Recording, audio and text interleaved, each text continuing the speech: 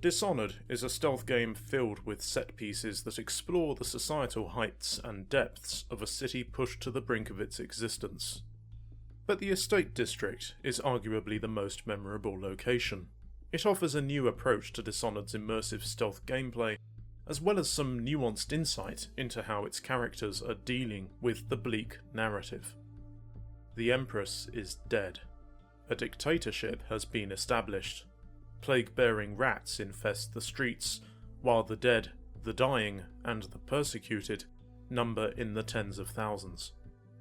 Still, there's no reason why we can't enjoy ourselves.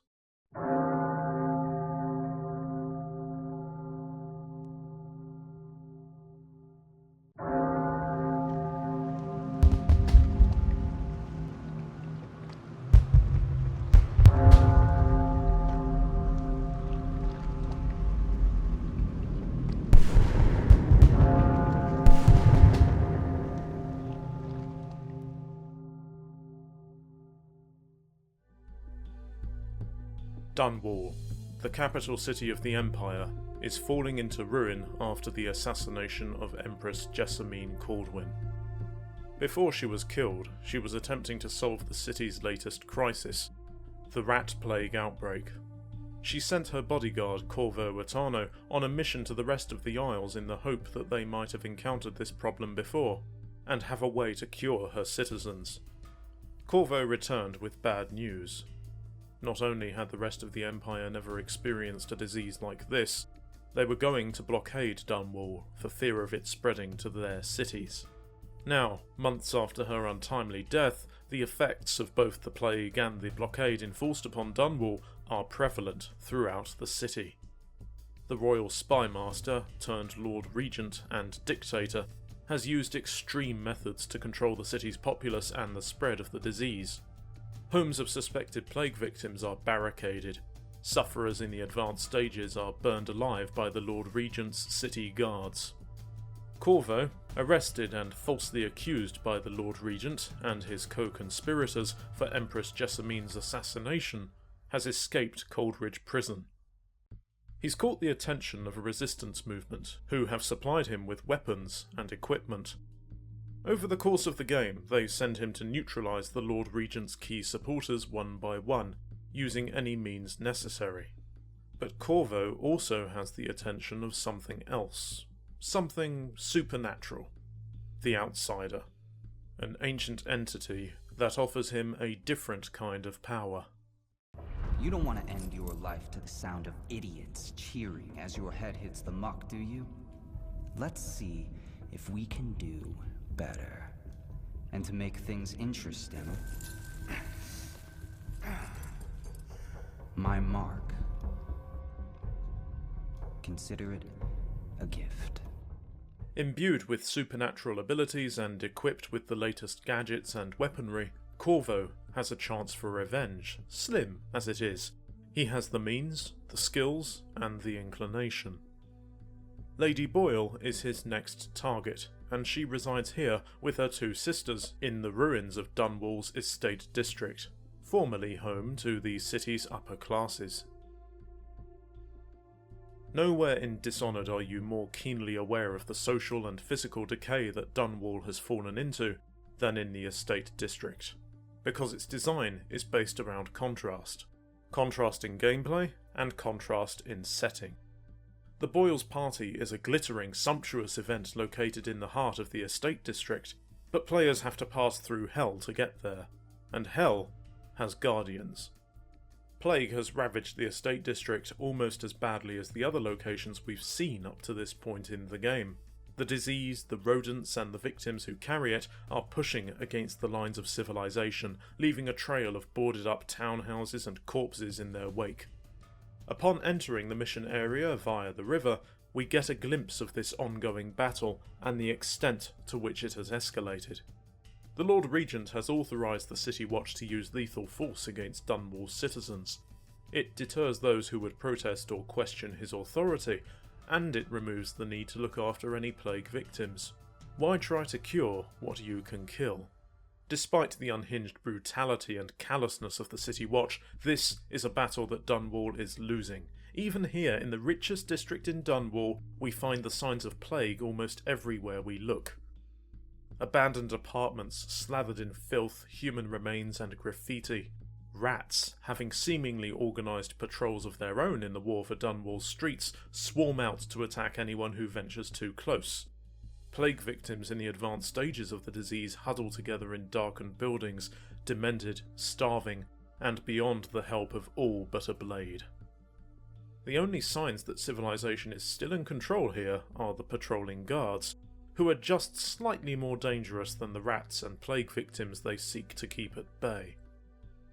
As with most of Dishonored's missions, you can purchase supplies before travelling to the estate district, but there are also opportunities to scavenge runes, bone charms, and valuables from the dilapidated apartments.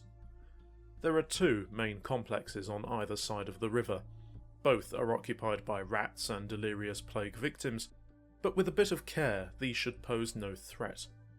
With thorough exploration, it's difficult to miss the Outsider's shrine. Through these arcane constructions, the Outsider speaks to players and gives them advice on how they could proceed. When the Outsider speaks with you, it tells you Lady Boyle will either die tonight by your hand, or spend the rest of her life far away from Dunwall.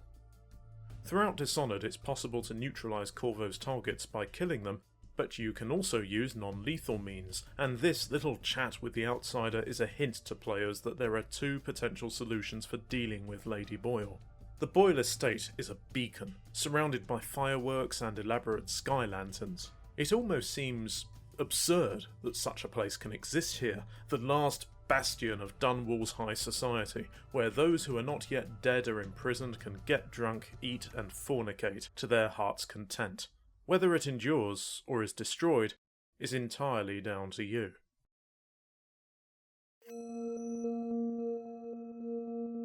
However you choose to infiltrate the Boyle's estate, once you make it inside, the nature of the game mutates into something entirely different. Up to this point in Dishonored's missions, you've been sneaking around, neutralising guards or security devices, and trying to avoid being seen or heard by enemies in all circumstances. In the Boyle estate, it's not so much about whether you're seen or heard, but whether or not you behave yourself. The Boyles have thrown a masquerade, a party in which the guests are all disguised behind elaborate masks and costumes. Corvo's been wearing a mask since he began his quest for vengeance, of course, and there are numerous posters out for his arrest, but the other partygoers and their guards assume that he's a nobleman playing a sick joke. Some of them openly compliment him for it, while others make disdainful remarks, but none of them has any idea that he's exactly who he appears to be. Corvo is hidden in plain sight, and this opens up a new realm of actions and consequences for us. As with the other missions in Dishonored, you have to neutralise a target, Lady Boyle. There's a catch though. In this mission there are 3 noble women, sisters, who use that title. So before you can decide how you're going to deal with your target, you have to figure out which of the 3 sisters is your Lady Boyle. As you take your time and explore the party, and mingle with the other guests, it becomes apparent that the Boyle sisters have dressed and made themselves up in an identical fashion, except for the colours they're wearing. By talking to partygoers, it's possible to determine who's who, and more importantly, which of the 3 sisters is your target. But there are other ways to find this information. The ground floor of the mansion is the neutral zone. Here, everyone is welcome to go wherever they please and talk to whoever they wish. Upstairs is off limits to guests and is extremely well guarded.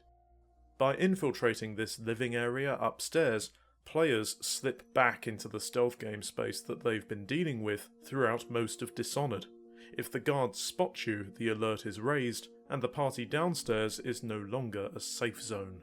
If you manage to find your way into each of the Boyle sisters' bedrooms, it's possible to learn a bit more about them.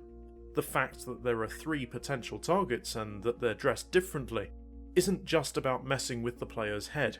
These are 3 very distinct women, each with her own desires, reasoning, and motivations. By reading their journals, you discover that Waverly Boyle harbours a deep paranoia for her own safety and is derisive of her sister Esma Boyle's drinking habits. Esma Boyle is excited at the prospect of sleeping with a perfect stranger or two at the party, and is keen to forget the wider problems Dunwall is suffering from. Lydia Boyle, the romantic of the three, wants to meet a musician who shares her love of the harpsichord. All of this information not only colours the Boyle sisters beyond the clothes they're wearing, it hints at how you can engage with and manipulate them into a position that gives you the advantage. But who's your target? One of the Lady Boyles is the Lord Regent's lover and financier, and she's the one who must be neutralised. A careful search can reveal a love letter from the Lord Regent himself in the bedroom belonging to your target. The letter also reveals what colour costume she's wearing. Whether it's through the other party guests or acts of wanton burglary, once you've discovered the identity of your target, you have to decide what you're going to do and how you're going to do it. The Boyle Mansion is a perfect immersive stealth scenario that invites new levels of player calculation. Sure, you can whip out your magic, gadgets or weapons and go to town, slaughtering everyone you see. It's a messy and impatient way to deal with a complex situation, but it's effective. The guards will make sure you don't get away without your own blood being drawn though, and on higher difficulties you really need to know what you're doing if you want to survive. The violent stealth enthusiast might see this direct approach as clumsy, and so choose to get a truer sense of where their target is, where the greatest threats are likely to be, and how they could be neutralised or turned to their advantage. While the true ghosts among us, those perfectionist players who take pride in never being detected or disturbing the game space any more than is necessary, can take some time to get their bearings and understand the curveball Dishonored has just thrown at them. And this is the point. How the player can deal with this scenario is entirely up to them. Unlike previous game spaces where the system is set against players from the very beginning and they must be cautious of it, Lady Boyle's estate is a passive, open system. This is a puzzle box, and you have the tools you need to understand and solve it, or break it altogether. It's possible to end your target's life without spilling a drop of innocent blood by simply interacting with the Boyle sisters and their guests. You can treat the party as your own personal slaughterhouse, destroying what remains of Dunwall's upper crust as the guards attempt to stop you. You can eliminate everyone in a calculated, surgically stealthy fashion, creating a dark mystery setting where people are disappearing and nobody's sure why. On the other hand, you can carefully rob the Boyles of everything valuable they own that isn't nailed down, and find an alternative solution to eliminate your target.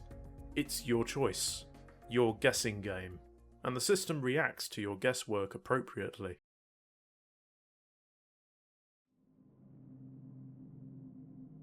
As you move through the party, listening to conversations between Dunwall's elite and engaging in a few of your own, you come across a man in a monstrous-looking mask. This is Lord Brisby. He's one of the contacts for the resistance Corvo is allied with. He asks to speak with you privately, then explains in one breath that he knows who your target is, but that she's the woman he loves. He offers you an alternative to killing her. He will take her far away from Dunwall, and she will never be seen in the city again. He gives you her name and tells you that he'll be waiting in the cellar, should you choose to be merciful. Now that you know for sure who's wearing what colour and who your target is, you have to make the ultimate decision. Does Lady Boyle die tonight, or do you help this obsessed nobleman to abduct her? This is the turning point. You are the catalyst for the two possible futures Lady Boyle could have, which the outsider predicted back in the ruined apartments of the estate district. Assuming that you haven't just massacred everyone by this point, this is where what you read about the Boyle sisters in their respective journals comes in handy. If your target is Waverly, she's paranoid that someone is after her. You can't convince her to come with you somewhere private, but you can convince her that her life is in danger. A few words of warning, and she will make a quiet exit to the cellar in the belief that her means of escape is waiting there. If your target is Esma, she mentioned in her journal that she would bed the first man who asks her. She'll gladly take you upstairs to her chambers, and the house guards will stand aside as she leads you. Lydia is perhaps the trickiest of the Boyles to deal with. Being a music lover, she'll take you to the music room on the ground floor, which is likely to have guests passing through it. Of course, depending on your skill set, it might be possible to knock out or kill your target without having to get them into a less crowded area of the mansion. If you choose to spare Lady Boyle's life, you will have to subdue her and carry her into the cellar, where Lord Brisby will be waiting with a boat to take her away to an uncertain fate. This entire scenario, the whole mission, is mechanically beautiful, and yet worryingly messed up when you consider its moral implications. Here you are, an assassin out for revenge against the Lord Regent who has laid waste to an entire city. You're infiltrating a party where the rich and the protected have huddled together for a single night in a vain attempt to forget the dark times Dunwall has slipped into. And you're about to either kill or abduct one of their hostesses. A woman who, as far as we know, had nothing to do with the Empress's death and is just trying to push through the difficult times like every other noble. There's an odd mechanism in Dishonored which is, as far as I know, unique across the realm of stealth gaming. Early on, the Outsider gives Corvo a strange heart artifact, which whispers secrets to us. If pointed at a non-player character, the heart will tell us something personal about them. By using this odd, narrative-focused tool on each of the Boyle sisters, we discover more about them than we can gather from their journals. Lydia Boyle plays the harpsichord when she's alone. She finds it difficult to socialise with other nobles, as she's neither beautiful nor gregarious. She has dark secrets, and it's implied that her servants have a habit of going missing. Waverley Boyle is clever, occasionally cruel, and a genuine threat to her enemies. She sleeps with young male servants and seems to flit between moods of lightheartedness and depression. She spurns her own emotions, to the point where she ordered the death of one of her servant lovers after she felt she was getting too close to him. And then there's Esma Boyle. Her drinking habit and casual escapades seem to have developed in the wake of her daughter's traumatic childbirth. Esma has been told by doctors she can conceive no more children. She has an interest in natural philosophy and astrology, questions to which there are no concrete answers. What's interesting about how the Heart describes each of the Boyle sisters and what they write about themselves and each other in their journals is that not once is their affair with the Lord Regent mentioned. If Esma Boyle is your target and she takes you upstairs, she describes the affair as ensuring the Boyle family name, noting that it's a dangerous time not to have the proper connections. If Waverley Boyle is your target, she's quick to agree to flee the city without so much as hesitating to think of the Lord Regent. As for Lydia, she's much too wrapped up in her harpsichord and desire to meet a passionate musician like herself. Lady Boyle's affair with the Lord Regent, in each case, is an affair of convenience. He has the power to protect them, they have the finance to help solidify his rule, and he is hopelessly infatuated with whoever turns out to be his mistress. But none of these things matter to Corvo. Lady Boyle is guilty by association with the Lord Regent, a supporting pillar to his dictatorship that has to be removed.